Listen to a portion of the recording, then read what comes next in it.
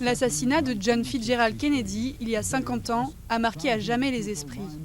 Mais ce drame, qui met une fin brutale à la carrière du jeune président, n'est pas le premier à s'abattre sur sa famille.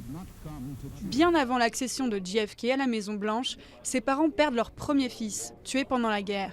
Et la sœur de John, tout à droite sur cette photo, souffre d'un retard mental sévère.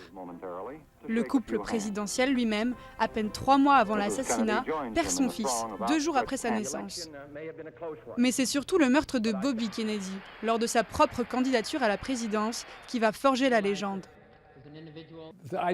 L'idée d'une possible malédiction est apparue après la mort de Bobby, 5 ans après son frère. Les gens ont commencé à se demander comment une famille pouvait souffrir autant. Était-elle victime d'une malédiction ? Après la mort des 3 fils aînés, Ted Kennedy, sénateur du Massachusetts, reprend le flambeau politique.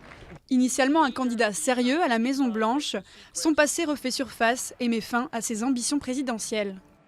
Il venait de boire quelques verres à la fin d'une soirée lorsqu'il a pris la route avec Mary-Jo Kopechne. Après avoir raté un virage, la voiture a continué sur un chemin de terre avant de tomber du haut d'un pont et la passagère s'est noyée.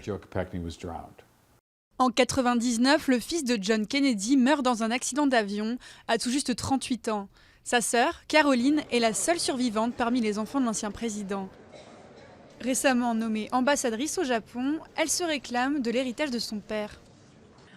Je suis consciente de ma responsabilité de faire respecter les idéaux qu'il représentait, un engagement profond au service du public, une Amérique plus juste et un monde plus pacifique. Et aujourd'hui, Caroline incarne l'exemple d'une famille qui, malgré les nombreuses tragédies qu'elle a traversées, conserve une place importante dans le paysage politique américain.